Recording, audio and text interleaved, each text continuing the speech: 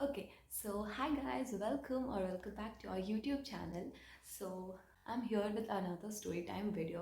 So story time को मैंने associate कर लिया है जब भी रात में I have a long day and a lot of tension and planning going on that what I have to do in the future. What if this works out and what if this doesn't, like plan B, plan C, and also उसके बाद मुझे नींद नहीं आती है और उसके बाद like there are many ways, but the best possible way is to make a video for you guys and also clean up my mind. So this is one such video and also story time. So 2025 is starting. I'm wishing you all a very happy new year in advance and also belated merry Christmas. I don't celebrate Christmas, but yeah, अब तो यहाँ भी वो लोग Christmas tree वगैरह लगा देते हैं। तो 2025 स्टार्ट होने वाला है और जब भी हम कोई नई चीज़ की शुरुआत करने लगते हैं, जैसे if it is the starting of the month और the starting of the week और सबसे ज़्यादा important the starting of the year, तब हमारा मोटिवेशन बहुत ज़्यादा हाई होता है और तब हम बहुत सारे रेजोल्यूशंस भी लेते हैं। कोई भी ऐसा नहीं होता कि हमें अपनी ज़िंदगी एकदम बहुत अच्छी लग रही है मेरे अंदर, तो कोई ऐसी चीज़ ही नहीं है जो मैं इम्प्रूव नहीं करना चाहती हूँ। हर इंसान में कोई ना कोई ऐसी चीज़ होती है जिसे वो as a new year resolution बनाते हैं। सो अगर आप भी हैं जो अपना एकेडमिक कमबैक करना चाह रहे हैं मेरी तरह, सो आप बिल्कुल सही जगह पे आए हैं। मैं आपको अपने एकेडमिक्स की ही स्टोरी बताऊंगी। सो जब मैं बच्ची मतलब छोटी सी थी, जब मैंने स्कूल जाना नहीं शुरू किया था, तो एक दिन मैं सड़क पे चल के जा रही थी, मैं गिर गई। उसकी भी एक स्टोरी है। एक्चुअली मेरे पास अमरूद का पेड़ है, तो अमरूद के पेड़ से कुछ बच्चे अमरूद चुरा रहे थे, मतलब तोड़ के खा रहे थे। मैं तभी ऐसी थी कि oh my God, this is my पेड़, मेरे पेड़ में से मेरे परमिशन के बिना कोई कैसे अमरूद ले सकता है, दिस इज़ नॉट अलाउड। तो मैं थोड़ी उस टाइप की थी। वो बच्चे मतलब अमरूद तोड़ रहे थे, तो मैं उनके पीछे भागी कि नहीं, मैं तुम्हें नहीं तोड़ने दूंगी, और फिर भी उन्होंने तोड़ा। तो मैं एक बार गिर गई थी रोड पे, और तभी तभी ना, मैं गांव में मिट्टी के रोड होते थे और उस समय नया कंक्रीट वाला रोड बनना ही शुरू हुआ था, जिसके कारण कि मैं मतलब वो बन रहा था, मैं उसी पे गिरी थी। एक बार और ऐसे ही हमारे यहाँ सोन पापड़ी बिका करती थी, तो वो मैं खरीदने गई थी, तब भी मैं गिर गई थी। तो मुझे मतलब क्लियरली तो नहीं याद है उतना, पर मुझे थोड़ा थोड़ा याद है कि मैं गिरी तो थी। इसके कारण मेरे घुटने में कुछ प्रॉब्लम था, मैं बैठ भी नहीं पाती थी नीचे।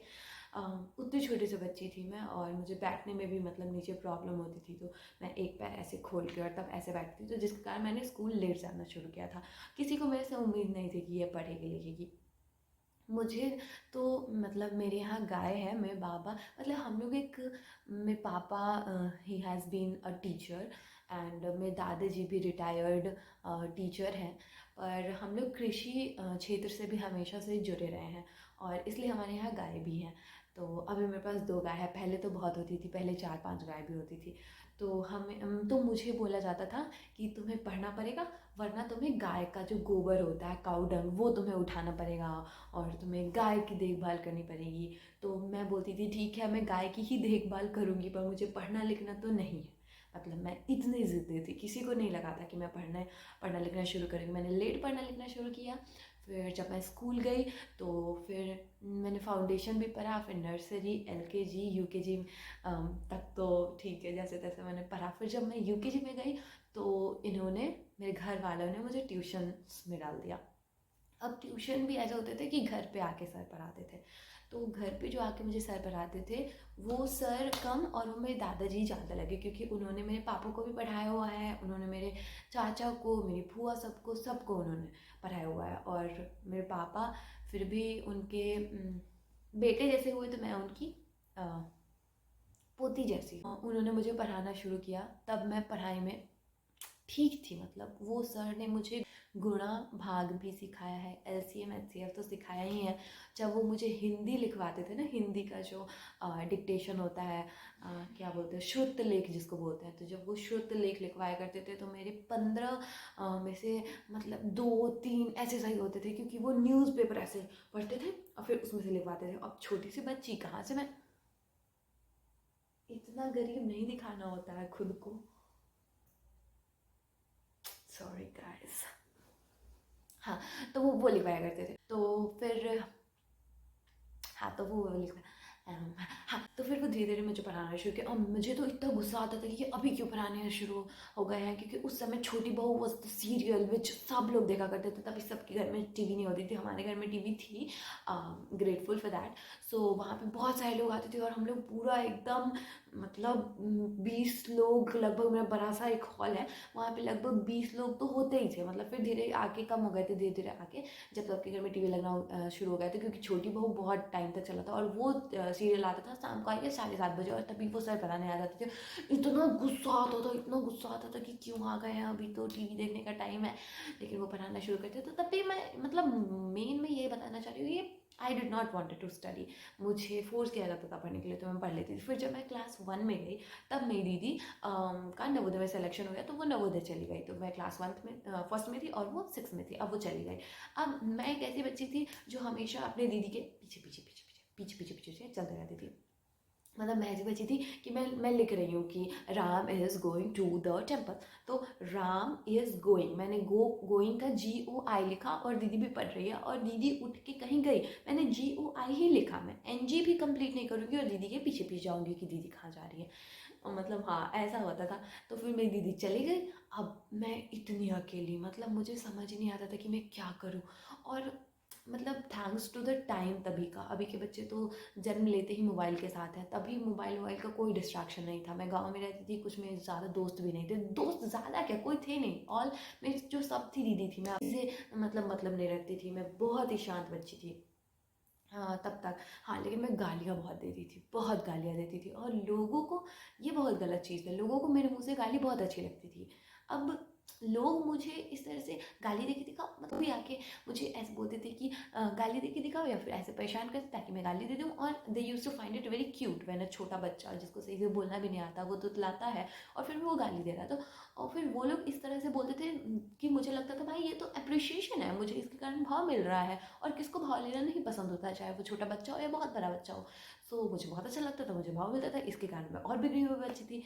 लेकिन फिर जब मेरी दीदी नवोदय चली गई, तो फिर मैं बहुत अकेली हो गई। फिर मेरे पास कोई ऑप्शन नहीं था, ना फ़ोन वोन का ज़माना था ना कुछ। और फिर वो सर भी आते थे, फिर सर से डांट क्यों सुनूं, तो इसलिए फिर मैं होमवर्क करने लग गई। फिर मैं होमवर्क करके ट्यूशन जाती थी, मतलब सर आते थे पढ़ाने, फिर मैं होमवर्क कर लेती थी।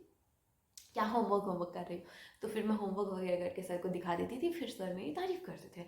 और फिर इसके कारण घर में सब मुझे ज़्यादा भाव देने लगे। मैंने कहा ओके, गुड, मेरे फेवर में जा रही हैं चीज़ें। तो फिर क्या होने लगा कि फिर मैं और मन लगा के पढ़ने लगी। तो मैं मेरे पढ़ने की जर्नी ही यहीं से शुरू हुई कि मुझे पढ़ाई में बिल्कुल इंटरेस्ट नहीं था। फिर मुझे सब फिर मैं जब पढ़ने, फिर मैं अकेली हो गई, क्योंकि मेरे जीवन में कोई और नहीं था। मैं दीदी से बस 2 संडे पे या 3 संडे पे ऐसे मिलने चली जाती थी, वो भी घर वाले जब ले जाते थे तब। और वो जो मेरे साथ थे वो संडे को भी आ जाते थे टेस्ट लेने, जिसके कारण काफ़ी संडे को भी मैं दीदी से मिलना मिस कर देती थी। तो मेरे पास बस एक ही ऑप्शन था, पढ़ना, क्योंकि at the end at the end of the day at the end of the day we all say when I get older I will be stronger. तो फिर सब मुझे अप्रिशिएट करते थे उसके लिए, तो इसके लिए मैंने पढ़ना शुरू कर दिया। तो फिर मैंने धीरे धीरे 1 2 3 4 5 6 क्लास तक मैं इतनी वो हो गई थी ना कि मुझे अपने किताब की फ़ोटोज़ तक भी याद रहती थी। और मैं एक भी चीज़ मिस नहीं करती थी, मतलब जिस दिन टीचर ने क्वेश्चन आंसर लिखाया उसी दिन मैं उसे रट जाऊँगी।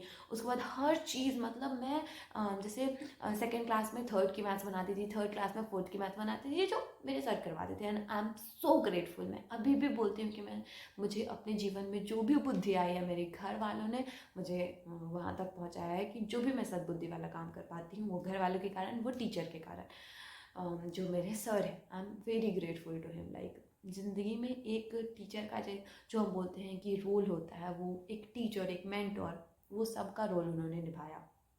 फिर 6 क्लास तक ऐसा था। फिर फिर 6 क्लास तक मुझे नहीं याद है कि कभी मैं सेकंड की होंगी। This is not flexing, but जो जो बात है वो मैं आपको बता रही हूँ कि 6 क्लास तक मैं कभी आज तक सेकंड नहीं आती थी। मेरा एक एक नंबर भी कट जाता था तो मैं घर आके रोती थी कि मेरा ये एक नंबर कट गया। यहाँ मुझे मीटर से सेंटीमीटर में बदलना था, मैंने मल्टीप्लाई करने की जगह डिवाइड कर दिया, और वो सब चीज़ के कारण मैं रोती थी। मैं मतलब बहुत ज़्यादा कंसर्न थी। मतलब अगर कोई बोल दे कि सुबह उठना इज़ अ गुड थिंग, तो मैं सुबह, चाहे मेरा सारा होमवर्क हो चुका है कंप्लीट, लेकिन फिर भी मैं सुबह उठूँगी, क्योंकि सुबह उठना is a good thing apparently. तो वो सब करती थी। उसके बाद जब मैं 7th क्लास में गई तो मेरे पिताजी ने, मेरे पापा ने दूसरे स्कूल में एडमिशन करा दिया। उस स्कूल में एडमिशन कराने के बाद, हाँ, तो मेरे पिछले वाले स्कूल में क्या होता था कि वो बहुत लोकल सा स्कूल था, तो उसमें जो चैप्टर के एंड में जो क्वेश्चंस होते हैं वही बस पढ़ लेना होता था और वही आ जाता था, जैसे true true false, fill in the blanks, very short short long, ऐसा टाइप का क्वेश्चन। लेकिन जब मैं उस स्कूल में गई, दूसरे स्कूल में, वो मेरे एरिया का दी बेस्ट स्कूल था, मेरे पूरे डिस्ट्रिक्ट का बेस्ट स्कूल था। और उस स्कूल में मैं जैसे ही गई, भाई साहब, आई वॉज सो शॉक्ड कि इतना अच्छा जगह कैसे हो सकता है। मैं तो अपने घर से कुछ किलोमीटर्स ही दूर आई थी ना, पर यहाँ का एम्बियंस इतना चेंज कैसे हो सकता है। मतलब जब मैं उस स्कूल में गई, आई वॉज सो शॉक्ड। जब मतलब वहाँ पे हर बच्चे इंग्लिश में बात करते थे और उस स्कूल में इंग्लिश में ही बात करना होता था, और अगर आप हिंदी में बात करोगे तो आपको फाइन लग जाएगा, ऐसा बताया गया था। जब मैं उस स्कूल में गई, बच्चे चल भी रहे थे तो वो लाइन बना के चल रहे थे। मतलब जैसे लंच हुआ, बच्चे खाने के लिए बाहर निकले तो उसमें भी लाइन बना के चल रहे हैं, और हाथ प्रॉपर ऐसे, मतलब ऐसे ऐसे ऐसे, और फिर पीछे जाएगा हाथ ऐसे। एंड मैं इतनी ज़्यादा शॉक थी। वहाँ पे स्पोर्ट्स, मतलब you name it and they have it. Sports में इतने अच्छे अच्छे बच्चे, स्पोर्ट्स में वो कराटे अलग से सिखा रहे हैं, स्केटिंग अलग से सिखा रहे हैं। मतलब फुल रईस स्कूल में मेरे माँ बाप ने मुझे भेज दिया था, because they had a lot of expectations for me, from me. और फिर मैं जब उस स्कूल में गई तो फिर क्या हुआ था, जिस साल मैंने एडमिशन लिया था उस साल काफ़ी बच्चों ने एडमिशन लिया था, और जिस वेंडर्स को उन्होंने ड्रेस और बुक्स के लिए दे रखा था, तो वो वेंडर, वो टेंडर दे रखा था तो वो वेंडर छोटा था, जिसके कारण कि वहाँ पे बुक्स ख़त्म हो चुके थे, तो मुझे बुक्स भी नहीं मिले थे, ना मुझे यूनिफॉर्म मिला था। अब मैं परेशान थी कि मेरे पास बुक्स ही नहीं है, मैं कैसे पढूँ। और मैं ऐसे ही बहुत अंडर कॉन्फिडेंट फील कर रही थी कि सबको इंग्लिश आती है। मेरा ये भ्रम था कि अगर जिसको इंग्लिश आती है वो तो भाई बहुत ही तेज होगा पढ़ने में, और सब इतने फर्राटेदार इंग्लिश बोलते थे और मुझे समझ ही नहीं आता था। मतलब I was very good in written English. मैं ग्रामेटिकल मिस्टेक कुछ नहीं करती थी। मतलब मैं हर दिन ट्यूशन से आके ट्रांसलेशंस बनाती थी, ग्रामर बनाती थी, तो उस समय मैं अच्छी थी। But you know, spoken English is another thing and written English is another thing. तो जब मैं बच्चों को देखती थी मैं बहुत हतोत्साहित होती थी। मैंने अपनी एक, मतलब आई गेस 3rd या 4th डे जो मेरे बगल में बैठी होंगी, तो मैम ने कुछ तो बताया था, सेल और फिर कुछ माइक्रोमीटर या ऐसा कुछ, तो मैम ने बताया था। मैम ने बोला कि माइक्रो का साइन ऐसे देते हैं। मुझे समझ नहीं आया उन्होंने क्या लिख दिया, तो मैंने बगल वाली को बोला, I did not understand what ma'am just said, can you please draw this sign on my notebook. And she was like, can't you draw, can't you do it on your own? And full accent में, मैं क्या बोलूँ। फिर उसके बाद वहाँ जो summer holidays होते थे वो आई गेस 1 महीने के होते थे। तो वो जब हॉलीडे हुआ फिर उसमें मेरे बुक्स वुक आए, फिर मैंने पढ़ा। और फिर पढ़ने में तो मैं तेज़ थी ही, मतलब नॉट फ्लेक्सिंग, बट ठीक है, मतलब मुझे आदत हो गया था पढ़ते पढ़ते पढ़ते पढ़ते। मेरे पास फिर कोई और काम भी नहीं था, कोई डिस्ट्रैक्शन नहीं था तभी के ज़माने में, तो फिर मैं पढ़ लिया करती थी ठीक ठाक। मेरे काफ़ी अच्छे नंबर आ जाते थे। फिर जब पहला एग्ज़ाम हुआ तो उस स्कूल में क्या ट्रेडिशन था कि वो लोग कॉपी दिखाते थे। मतलब पीटीएम होता था, पेरेंट्स टीचर मीटिंग, जिस दिन हमारा रिजल्ट होता था, ओपन हाउस, हाँ ओपन हाउस बोलते थे उसको। तो ओपन हाउस जब होता था तो उससे पहले वो लोग हमें कॉपीज दिखा देते थे और उसमें मार्क्स दिखा देते थे कि किस बच्चे को कितना मार्क्स आया है। तो उसमें अगर किसी बच्चे को लगता था कि उनको जितना वो डिजर्व करते हैं उससे कम मार्क्स आया, तो वो टीचर को दिखा सकते थे कि मैम और सर, आई थिंक यहाँ पे मुझे कम मार्क्स आए हैं, तो मैंने ये सही किया, आप यहाँ नंबर दे दो। तो जब वो लोग कॉपी दिखाने लगे तो सबसे पहले आई गेस इंग्लिश का था, तो इंग्लिश में मैम ने सबको कॉपी बाहर दी, मुझे नहीं दी। मेरी एक और फ्रेंड है स्नेहा, मयंक, विकास, ये लोग थे, इन लोगों को मैम ने कॉपी नहीं दी थी और मैम के हाथ में कॉपी थी। मैम ने सबको दिया और मैम ने सबको धीरे धीरे अप्रिशिएट किया। वो इंग्लिश की मैम थी, बहुत अच्छी थी। तो फिर उन्होंने बोला माही। फिर मैं खड़ी हुई और फिर मैम ने बोला कि इंग्लिश में मैम ने बोला कि आई नेवर एक्सपेक्टेड कि कोई बच्चा नया नया स्कूल में आएगा और उसको उस एग्ज़ाम का पैटर्न भी नहीं पता, उसको कुछ नहीं पता, और फिर भी वो इतना अच्छा मार्क्स स्कोर कर लेगा। I score 40 out of 40 in English and every student were looking at me कि ये तो क्लास में चुपचाप रहती थी, इसके कैसे नंबर आ गए, ये कैसे हो रहा है। तो मैंने मैंने ले लिया और मैं बहुत खुश थी। मतलब मेरे पिछले स्कूल में क्या होता था ना कि आपको जो लिखाया गया वही आपको रटना पड़ेगा और वही आपको लिखना पड़ेगा। पर इस स्कूल में क्या था कि आपको चैप्टर खत्म हुआ फिर जो क्वेश्चन आंसर हुआ उससे नहीं आएगा, चैप्टर के बीच से आएगा। तो मुझे तो लगता था ऐसा बस बोर्ड्स में होता है, ऐसे 7th 8th में थोड़ी होता है, लेकिन 7th 8th में भी हुआ। फिर उसके बाद एक फ्लेक्सिबिलिटी आई, मुझे समझ तो सब आता था। आई वॉज नेवर अ रटूमल तोता, मतलब UKG 1 में होती थी मैं रटूमल तोता, बट उसके बाद मुझे चीज़ें समझ में आने लगी। तो मैंने सब कुछ समझ लिया था, 7th क्लास सब कुछ समझ लिया था और समझ के बस लिखना था। तो मैंने लिख दिया और बहुत मस्त मतलब नंबर आ गए। उसके बाद फिर दूसरे सब्जेक्ट के दिखाने की बारी आई, फिर मैथ्स के दिखाने की बारी आई। Sir was like who is Mahi, I was like yes sir. तो सर ने बोला कि मतलब तुमने इतने अच्छे से लिखा है, मतलब स्टेप वाइज तुमने इतने अच्छे से लिखा है कि I have used your copy as a reference to check others copy. और फिर सब शॉक थे कि भाई इंग्लिश तक तो ठीक था, इसे मैथ्स में भी नंबर आ रहे हैं। मैथ्स में भी मतलब फुल ही नंबर आया था मेरा सारे एग्जाम में। आई गेस एक में शायद एक नंबर कट गया था, सब में अच्छे नंबर आए थे। और उसके बाद फिर SST की जो मैम थी हमारी, वो कर्नाटका या फिर कुछ साउथ इंडियन ही थी वो मैम बोलती है हु इज़ महिराज। वो एक्सपेक्ट कर रही थी कोई कोई लड़का होगा, तो वो किसी लड़के के साइड देख रही थी, बट मैं खड़ी हुई यहाँ पे। और फिर मैम ने देखा ओ यू आर महिराज, मतलब यस मैम आई एम माही। सो फिर वैसा हुआ, फिर सबको लगा कि भाई ये तो बहुत तेज है। फिर शुरू शुरू में कोई कोई मेरे से दोस्ती भी नहीं करते थे, क्योंकि लोग तो शहर के हैं, लोगों को तो बहुत कुछ आता है, मैं तो ऐसी सी हूँ वैसी सी हूँ। और फिर इसलिए मैं ज़्यादा लोगों से बात नहीं, लेकिन फिर जैसे जैसे मेरे नंबर आए फिर सब लोगों ने मेरे से बात की। और ऐसा नहीं है कि नंबर के कारण उन्होंने बात की, लेकिन हाँ फिर उन्हें लगा कि okay she is not that introvert, she is also outspoken. और फिर और फिर अभी तक वो उनमें से काफ़ी हैं जो मेरे काफ़ी अच्छे दोस्त हैं। और नॉट फॉर द मार्क्स, लेकिन हाँ वो लोग काफ़ी अच्छे दोस्त हैं, दिल के भी बहुत अच्छे। फिर हमने धीरे धीरे फाइंड आउट किया। यही बोल रही हूँ ना कि तभी ऐसे सिचुएशन थे। आप मुझे ऐसा लगने लगा है कि आपके सक्सेस में आपका बहुत परसेंट योगदान होता है, नो डाउट, पर उसके साथ साथ और भी सारी चीज़ें होती हैं। हाँ, और एक और बात है कि जब मैं फिर क्लास 7th में गई, फिर मैं अपने पापा से ज़्यादा कनेक्टेड हो गई। आई don't know how this happened, but हाँ मेरे पापा फिर मेरे ओपन हाउस में भी जाते थे। तो मेरे पापा वैसे बहुत ब्रांड फ्रीक इंसान है, मतलब he want all the Arrow and Reebok Adidas. और फिर अपने स्कूल भी, मतलब as I said he is a teacher, so अपने स्कूल भी अगर वो जाते हैं तो he is all tip top. ये जैकेट मैंने उन्हीं से चुराया है। So he is all tip top. And मेरे स्कूल जब भी वो जाते थे तो पूरा टिप टॉप हो गया, और ऊपर से ऐसे एक गमछा जो होता है हमारे यहाँ, जो एकदम टिपिकल गमछा होता है, उस गमछे को ऐसे करके रख लेते थे। और वो इतना रेप्यूटेड स्कूल था, वहाँ पे सब सब ऐसे बन ठन के आते थे। मैं बोली पप्पा यार व्हाट इज़ दिस, मतलब आप मेरे स्कूल में क्या जताना चाहते हैं। तो पापा बोलते हैं कि ये जताना चाहते हैं कि बहुत मिडिल क्लास फैमिली से आते हैं। बोले अजीब है, मतलब अपने स्कूल में एकदम बंठन के जाते हो, मेरे स्कूल में ये गमछा एलिमेंट रखना बहुत ज़्यादा ज़रूरी है। फिर उससे पहले भी आई वॉज कनेक्टेड, बट हाँ उससे पहले मुझे ज़िंदगी में किसी चीज़ से मतलब नहीं था। पिछले स्कूल में जब मैं थी तो मुझे बस पढ़ाई पढ़ाई पढ़ाई से मतलब थी, लेकिन जब मैं इस स्कूल में आई तो फिर मुझे पढ़ाई, स्पोर्ट्स, पेंटिंग। मैंने जब वहाँ पे वो हॉबी क्लासेस होती थी तो उसमें मैंने पेंटिंग चूज़ कर रखा था। तो मेरी पेंटिंग भी काफ़ी इम्प्रूव हुई उससे। मैंने टाइकोंडो क्लासेस भी ज्वाइन करी थी। ऐसे मैं फिजिकली उतनी ज़्यादा एक्टिव नहीं हूँ, उतनी ज़्यादा फिट नहीं हूँ, but yeah I was enjoying it, was my first time doing all those things.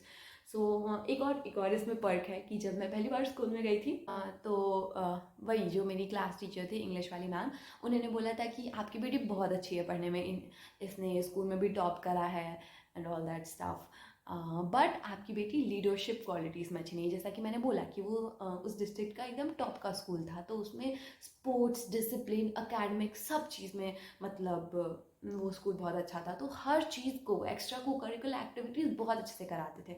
तो वो एक्सपेक्ट करते थे बच्चों को कि उसमें लीडरशिप क्वालिटीज़ भी आए, जैसे कि कोई कल्चरल सेक्रेटरी है, कोई हेड बॉय है, कोई हेड गर्ल है, क्लास प्रीफेक्ट है, हाँ वही सब कुछ। तो आपकी बेटी में लीडरशिप क्वालिटीज़ नहीं है। पापा बोले अच्छा ठीक है। फिर बाद में उन्होंने बाहर आके बोला, मतलब ठीक है, उन्हें अच्छा तो लगा कि चलो एकेडमिक्स में बहुत अच्छा किया है। वो हमेशा बोलते थे कि अभी तुम एक पोखर में हो, पोखर की मेढक हो, फिर तुम जैसे जैसे नदी में जाओगी, समुद्र में जाओगी, तुम्हें संसार बहुत बड़ा लगेगा और फिर तुम्हें एक्सप्लोर करने के लिए मौका मिलेगा, तब तुम अच्छा करो, तब ना, अभी तो तुम इतनी छोटी सी हो। तो उन्हें अच्छा लगा, पर हाँ उनके दिमाग में था, पर फिर भी उन्होंने कि हाँ चलो मैं हूँ ना, तो मेरे साइड रहने के लिए उन्होंने बोला कौन सा मुझे तुम्हें नेता बनाना है, ठीक है लीडरशिप क्वालिटीज़ नहीं है तो ऐसा ही शांत रहो, अपना पढ़ो लिखो। But you will be amazed to know कि क्लास 10th में जब मैंने वो स्कूल छोड़ा, तो फिर your girl became the head girl of that school. And yeah, that was a covid time, so I was not elected, I was selected. elected में क्या होता है कि स्टूडेंट्स जो होते हैं वो वोटिंग करते हैं, और फिर जो सबसे ज़्यादा पॉपुलर होता है, जिसको सबसे ज़्यादा वोटिंग मिलती है, वो बनते थे। लेकिन उस टाइम कोविड था तो टीचर्स ने सेलेक्ट किया था मुझे, but I was so happy.